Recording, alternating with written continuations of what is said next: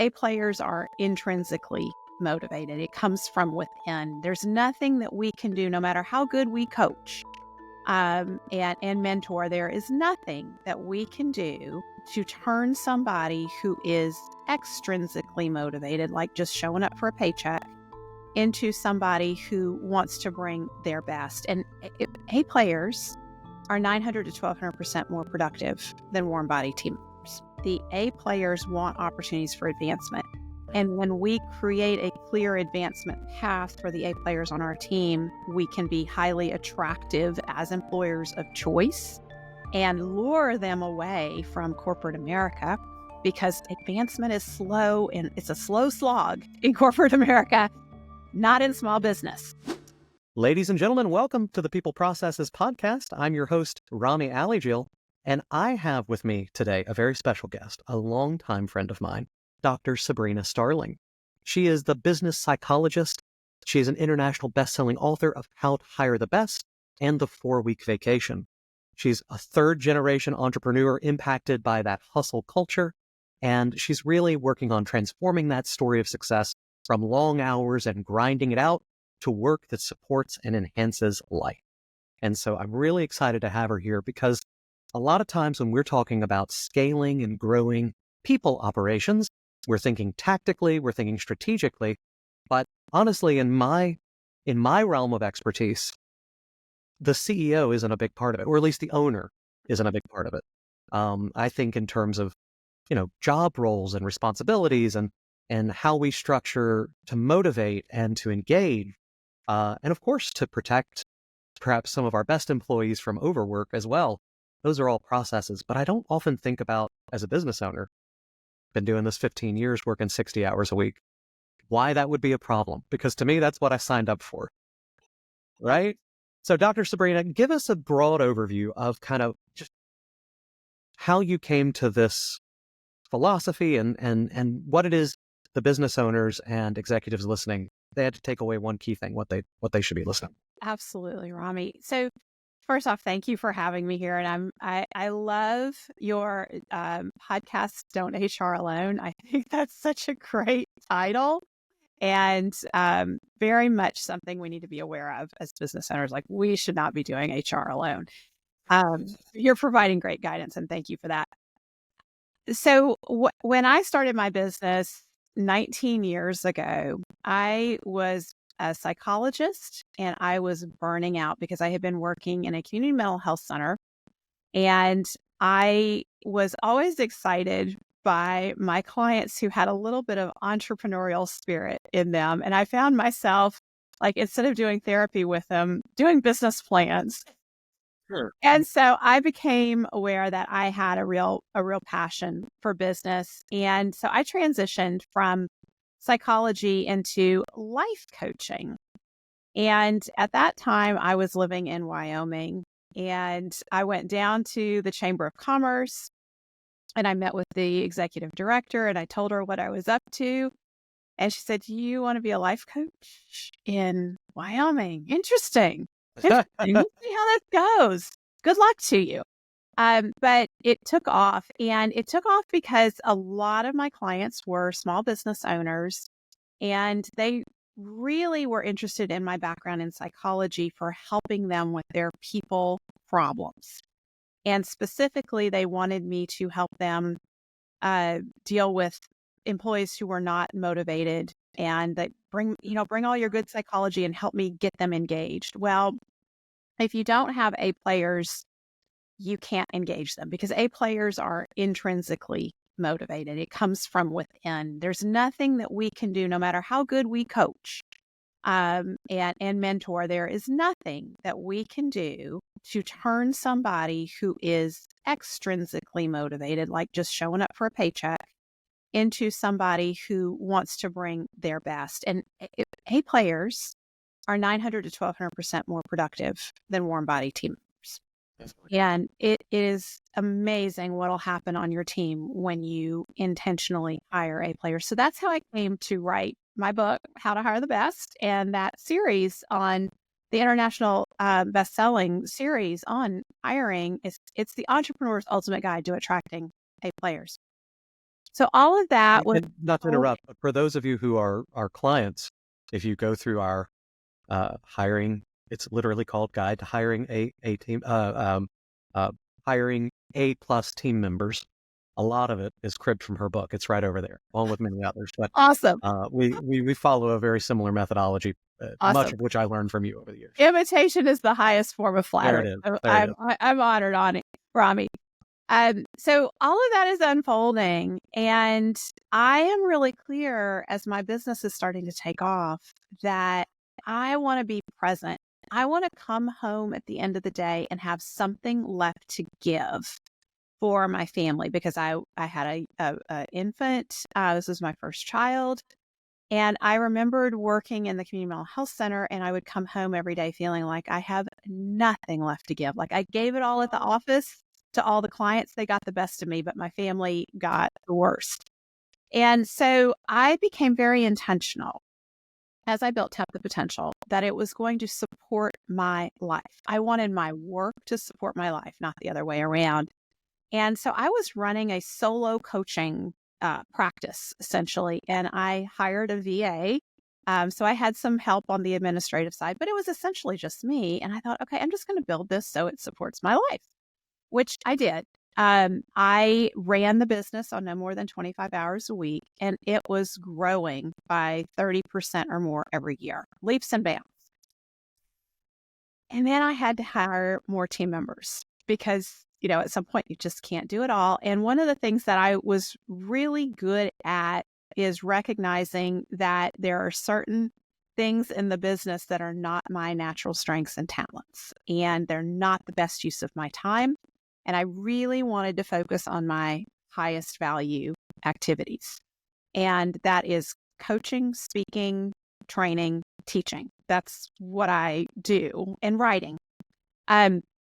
And so I had to sweep everything off my plate that was not my highest value contribution. And I found myself constantly getting pulled back in. As soon as I would get something off my plate, something else would come on.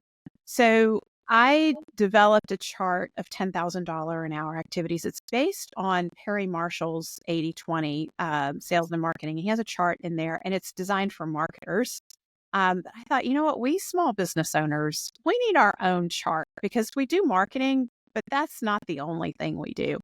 So I adapted that for small business, and I printed it out and I used it for myself. It shows the difference between a $10 an hour activity, $100, $1,000, $10,000 an hour activity. And I laminated it and I put it on the wall behind my computer monitor so that my eye constantly fell on it. And that was the biggest reminder to me when I found myself doing these low value activities that I needed to delegate. And so it became such a great tool for me for delegation. But then I saw my clients, small business owners, struggling with this too. And I thought they need. So I created this, and now I share it freely with small business owners. That's right. And if you're listening, on the it. podcast or on YouTube, down at the bottom in the description, we'll have a link to that. It's an awesome tool. I've had it in my email inbox and used it for many years as well. It's a great thought. And so it'll be available for download. Just click on the link in the description. Awesome. And so as my team grew and I started delegating, and I was working 25 hours a week, not all the time, that is an ideal. And so there's times when I was working 40 hours a week, but then I would catch myself and I would okay, I've got to recalibrate and readjust. And I would use that chart to do that. But then as I was delegating, I realized that when you have A players on your team, they say yes to everything because they are like, yes, I want another challenge. Yes, I can do that. Yes, yes. And before you know it, they're doing all kinds of things, and it has nothing to do with what they were initially hired to do. And their job description all of a sudden is very diffuse. And I just listened to your episode on accountability and expectations. And the expectations get so confusing for these A players because they're thinking, well, you told me to do this. That's exactly. And you told me to do this, and they don't know how to prioritize. Your fry cook is happy to cook fries, right? They're just going to sit there and do it. You're never going to have to worry about job description drift. Yeah. But your right hand, it's like, man. They're all over the place. And so it's great for me, like I'm delegating and taking things off, but now they're feeling the burnout and the stress. And so I realized that they also need to learn how to delegate. And so I started teaching them to use this chart of $10,000 an hour activities. And it's almost become a game within Tap the Potential that if your time, and by the way, my entire team works 25 hours a week. Really? That is our ideal. Now, So, it's not perfect. We have to sure. recalibrate a lot. Yeah. But we're always looking at, oh my gosh, you're doing 35 hours. Something needs to come off your plate. And then we go to the chart of $10,000 an hour activities. So we're always sweeping the lower value activities off to our entry level people or people who are new on the team. And this is creating constant opportunities for advancement. And that is what A players crave. And so when I wrote How to Hire the Best book, one of the things I really leveraged is the A players want opportunities for advancement. And when we create a clear advancement path for the A players on our team, we can be highly attractive as employers of choice and lure them away from corporate America, because advancement is slow and it's a slow slog in corporate America, not in small business. And because you can come in entry level, I have a perfect example on my team. Melissa Kay, who's our lead strategist. She's since become host of the Profit by Design podcast. She's taken that off of me. She started as my EA 5 years ago now. And so, but she advanced rapidly to the role of lead strategist. And that's how cool we small business owners are when we have rapidly growing businesses. We can just give people these opportunities for advancement. Well, let me pull you around, because I think you've given that's a great framework, and correct me if I, hit anything wrong here. But in this philosophy, step one is as an owner or executive CEO, you want to look at your work. You want to really make sure you're dealing with the highest value activities. Mm-hmm. And some of those activities it's primarily, I would just expect, determined by leverage to a large degree, high leverage activities. Mm-hmm. Those are the $10,000 an hour ones. And then the non-highly leveraged activities, or the less valuable ones, you delegate out. Right. You're a small 5-person team when you start off. If you as an executive can stop doing $10 an hour activity, you're going to be making a lot more money very quickly. Yeah. And then you have those pieces. And because you're doing that highly leveraged activity, it's likely that your business is going to grow. Yes. And then your next layer is going to move up the chart and the pieces continue to fall. Yes. That's exactly it. Let me do some devil's advocate, some pushback pieces, because I know you can handle it, because you've been with this forever. But bring it on, Rhamy. All right. Here I am running a tire change shop. Yeah. Right. And we change tires, and we do some oil changes too, but mainly we just do a bunch of tires. Yeah. And I need I have one of those clients, by the way, so I'm ready for this. I need 30 guys who can change tires well, and gals who can change tires well. And every 7 or 8 of them, there needs to be like a manager guy or gal who keeps things in track. And maybe I've got a shop foreman and an assistant foreman. Yes. And yeah, if I grow, maybe I'll open another shop one day. But the bottom line is that the career path is 30 to 2 layers up, right? It's not. I don't quite understand. What I want is people who will come to work every day, not drunk, on time vaguely, and not drop tires on people. Right. So how does this idea of, well, I should be teaching them how to do podcasts? I know that's not what you mean, but I'm pushing back a little bit. Yeah. How does that work in an environment of a lot of labor? Yeah. So we have to understand that there are some people who have no desire to move up and manage people. Like that idea is atrocious to them. They just want to be really good technicians and be really good at what they do. And so some of this is understanding and appreciating through one-to-one conversations with your team members what their goals are, and aligning what you're creating for them as a career path with who they are, what their strengths are, what their goals are. So out of every 7, and I'm just making this number up, I don't know. It's not an exact statistic, but out of every 7, there's going to be one who wants to be a manager. And that's the person that you put on that career trajectory. And you start looking at, okay, how can I get some of these $10, $15 an hour tasks off their plate so that we can start grooming them for management and the mentoring that they need and the training that they need for that. And so then that's how this process unfolds. And what we have seen with our clients who have a lot of skilled labor is they create two separate career I was trajectories. literally just about to say this. Yeah. In my company, that's exactly how it is. There's people come in as HR associates, Yeah. some minimal level of experience or education. Those are entry-level jobs. And it's a 2 to 3 year position, approximately. And then there's what we call lead knowledge consultants, which are non-management, but you got to know something real good. Yes. And then you have the TM track, team manager, business partner, director, kind of over on that other side for the different types of people. Yeah. But even then, I still get pushback from that career track necessarily. I don't know, maybe when you hire the best, when you really do a lot on that side, get a lot of ambitious people. Sure. I think the Sure. number one push in our company for growth, I mean, I know it is because it sure isn't me needing more clients.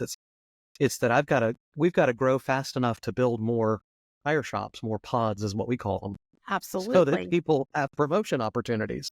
Yes. Yeah. So it creates this momentum that comes from the team that pushes your growth.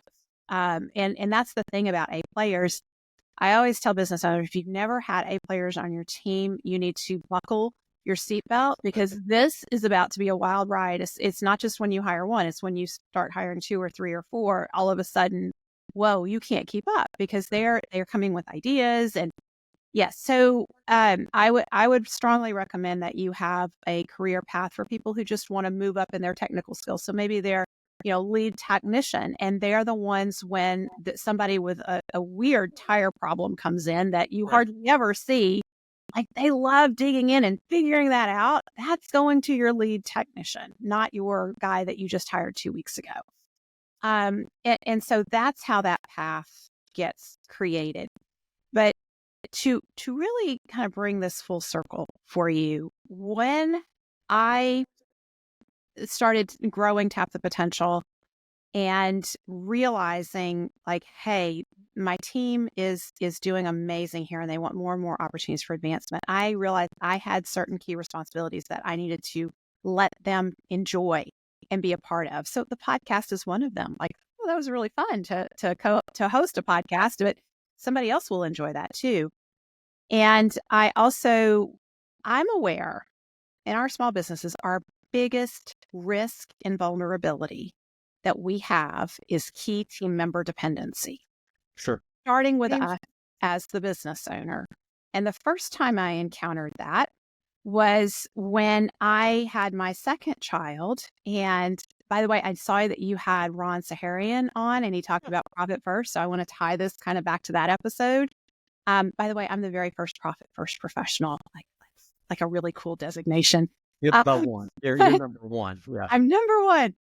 And Mike McCallowitz shared Profit First with me years and years ago, kind of on the back of a napkin when I was telling him like, hey, my business is growing, but I'm never paying myself enough.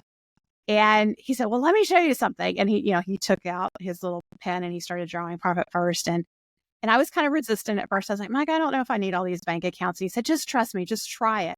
And so I tried it and I am so glad I implemented it because about 4 months later, I learned I was pregnant with my second child.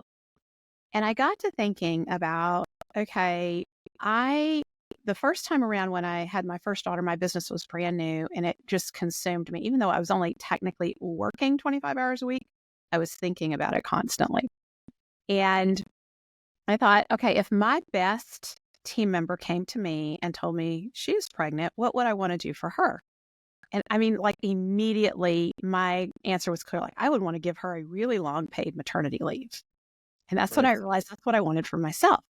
And so I had about 5 months to figure out how to get the business to run without me so that I could take that really long maternity leave. And I ended up taking 9 weeks off. The business kept growing and it kept paying me. And that was in part because of profit first, but it was also because of delegation and putting systems in place. And I have learned that whenever we have these major unexpected life events, it forces us to do crazy things in our business that we would never consider. Absolutely. And I'm going to get a little heavy here, but this came full circle for me this past summer when my husband, love of my life, Ned, passed away suddenly and unexpectedly. It was like devastating. My heart was ripped out and my ability to function was zero. Like there's nothing I could do to work. 3-day bereavement policy wasn't going to cut. Yeah. No. And in that discussion about how much we give people for bereavement, the length of time, people need so much longer than what we allow, but that's a whole other topic. I called my team member, my key team member, the next morning to tell her what had happened, and all I could get out of my mouth was that he had passed. And I said, "Don't worry, I'm not going to let Tap the Potential go to the shitter." I had no idea how I was going to do that. Right. But I was like, I'm not going to let this happen, but I can't work and I don't know how this. So she already knew a family member had already contacted our team and let them know. So they knew the night before and they had already put a plan in place for taking everything off of me so that I could be out for 6 weeks. I was out fully for 6 weeks. The business continued to run, continued to grow without me. And then when I came back, I was not at full capacity, and I'm still not at full capacity. And so my whole point in this is that, ironically, the day he passed, we had a quarterly EOS team meeting where we were doing our planning for the quarter, identifying our rocks, looking at our VTO and our vision.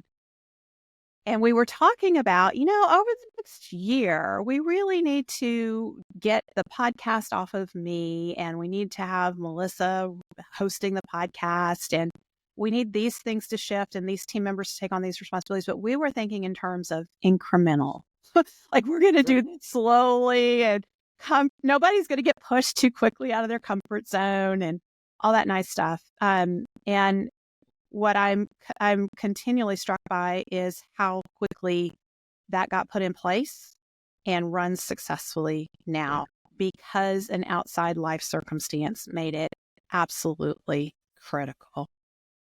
And so when you listen to my TEDx talk, it's all about work supports life.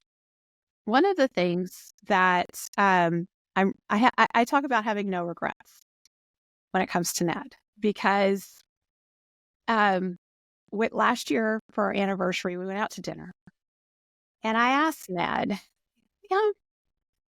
when you're married, you're married, Rhamy, so like you're always trying to keep it fresh and like to spice this up and make it. We were just talking about it. We've 22 years coming up, and So I said to Ned, relationship we're at a 10, what would be going on?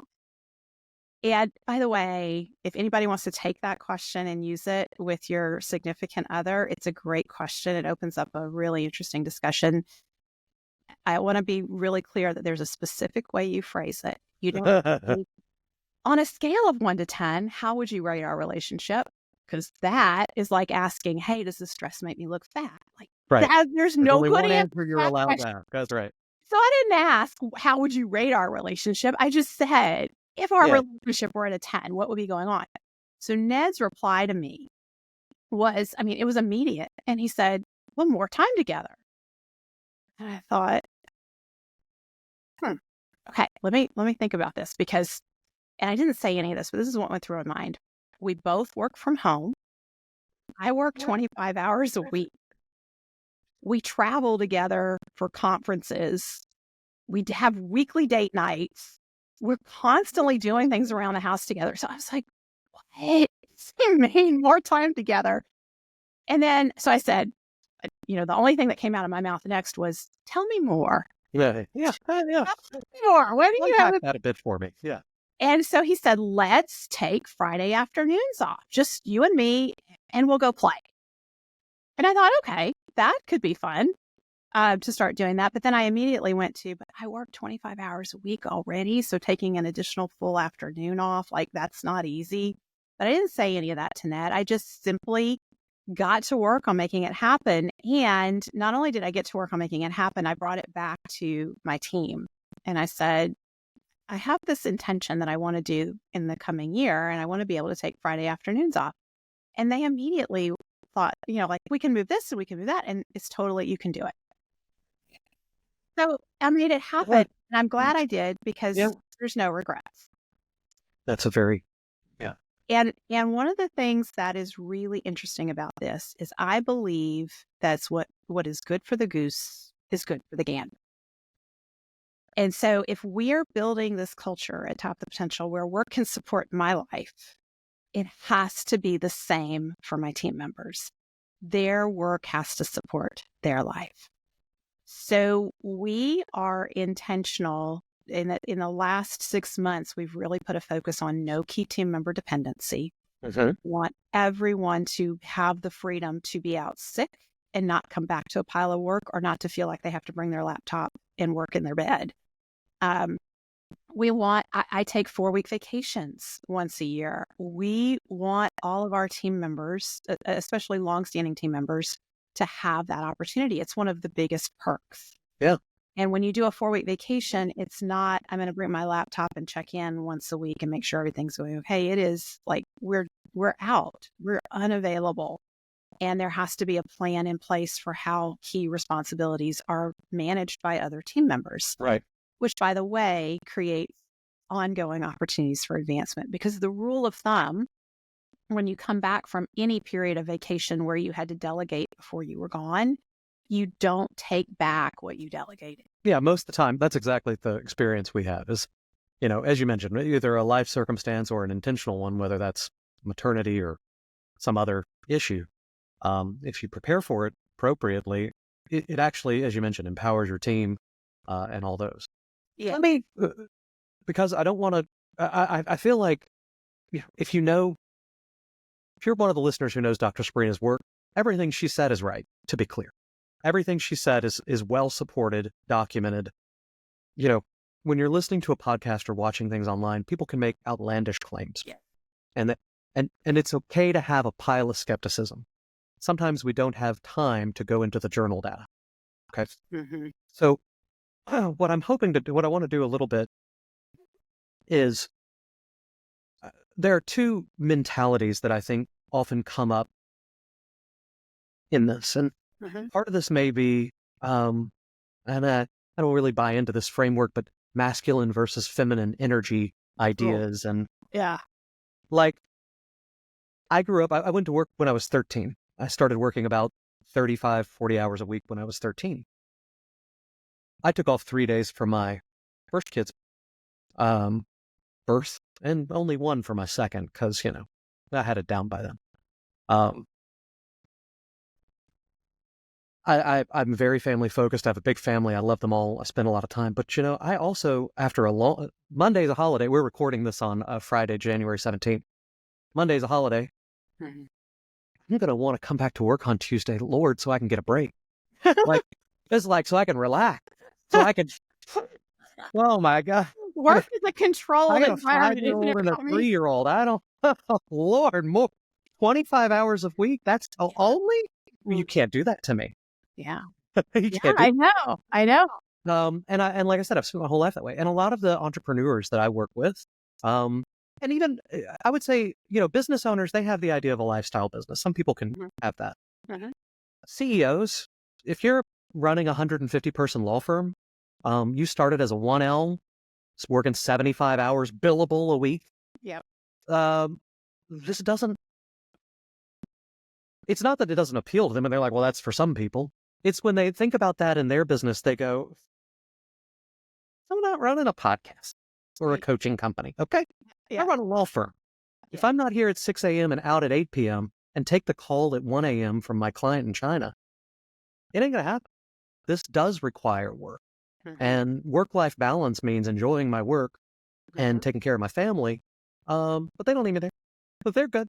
So what would you say to someone with that mentality? So first off, that's the mentality I was raised with. Right. Third generation entrepreneur. And like, I had to undo so much in my life, Rhamy. Hearing that, you're like, it's like talking to Grandpappy, right? Like, he's like, it don't work. What's wrong with you? Yeah. So, when I was in graduate school, I carried a full course load. I did a practicum. I wrote my dissertation. I was the one who wrote my dissertation early. Usually people are ABD, like full dissertation. Yep. I had it done before I went on internship. So I was doing all that, and I worked part-time job. I was working my tail off, and my mind was constantly going. Like, I would wake up in the middle of the night and think about, what am I missing? I'm forgetting something, and so I was just this hot mess of anxiety. And when I got out of graduate school, one of the first things after I graduated, and I had a little bit of space before I started my first job, and I just remember laying in bed going, oh, I have a body. Like, I haven't noticed. And That's I was right. deathly ill, by the way. Carries my brain around. That's all my body is. Yeah. Yeah. I had this massive cold and fever. And so I was laying in bed and I was like, oh, this is what my body feels like. And so I've had a long journey of undoing all of this. And it really was when I was in a yoga class. And they talked about breathing, and I was like, breathing, why do we have to breathe? Like, I do that all the time. And, and they said, take a deep breath and hold it and let it out. And then there's this pause when you let your breath out before you take your next breath.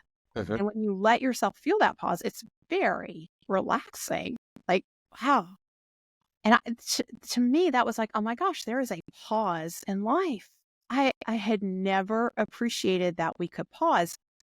And so I started just exploring, like, what does a pause look like? And, taking time off and what, it's not so much what happens when I take the time off. It's what does it allow me to do when I get back? Right. So when I take these 4-week vacations and I totally unplug, the ideas and the clarity that I come back with is priceless. And my team members tell me this too. One of my team members just took 2 weeks off, fully unplugged. And that was the first time, I think she's ever done that. And there were certain things that she was working on in our delivery that were overly complicated and taking up too much team time. And she was trying to figure out, how do we make this simple? And she came back and she said, it was just like, oh, it's right there. The answer is right there. But she had been working on it for 2 months prior to that. And so my answer to, somebody who says it's got to be fast and full and grind, we gotta is, what is that costing? Like, you think you're succeeding because of it, but how much more success would you have if you stopped to think? So do you think do you think a culture, a team philosophy, or even a personal philosophy of work-life balance broadly, however that's defined, maybe that's a 35-hour work week, maybe a 25-hour work week. If I worked 45 hours a week, I think my wife would go, what are you doing? But something like that. Some balance with more time for pause will actually net profit at the bottom. Oh, outperform the hustle. That's what it comes down to. Every morning I wake up, I'm an early guy, I wake up at 5 a.m. I have an hour and a half long morning routine. I work out, I journal, I meditate. I even do the silly affirmations, though. Dang. Me too, Rhamy. I've been doing affirmations since the Miracle Morning came out 13 years ago, and it's the same, 4 paragraphs. At this point, I don't even need to read them. I just sit there and mutter them. My wife wakes up, goes get a cup of coffee. She's walking by my office. She's like, oh, he is in there. I spend that hour and a half, and that to me is my break, but the only reason I'm able to do it is because I say it's highly productive break. It is. And it makes me better when I come to work. Yes. But every minute of it is, to a degree, it's hard to carve out. And I often, if I ever skip, I don't want to go to the gym today, I'm here. It just means I'm at the computer at 5:05 a.m. Yeah. to get to work. Yeah. You would advise me. So here's the deal. And you say this all the time, like our people are our greatest investment. That's right. We are our greatest investment. And so what is so ironic to me about we successful people is we will invest in ourselves all over the place. We'll sign up for trainings, conferences, like we are investing in ourselves. But when it comes to doing the simple things that just make us better human beings on a daily basis, be like, I got time. I'll go to the gym next week. I'm going to yeah. think about on having lunch with my friend because I'm too busy. And so we are constantly shortchanging that investment in ourselves on a daily basis. I am a much better human being because I journaled. I did my 3 pages. I did my affirmations. Yeah. I did yoga. I meditated. Like I had to do a lot to be here and be good, Rhamy. That's right. That's exactly it. Don't sniff them. And because if you would have gotten me who just rolled out of bed, took a shower, fed my kids, got myself a little food, and then showed up here on the podcast with you, this would be a whole different conversation. And this is every day. Our team deserves the best of us. Our clients deserve the best of us. Our family deserve the best of us. And so I have the work supports life. Like there's 3 simple steps. When I did the TEDx talk, I had to have 3 simple steps. So I've got my simple steps to work supports life. And that is to have a set time to stop work each day.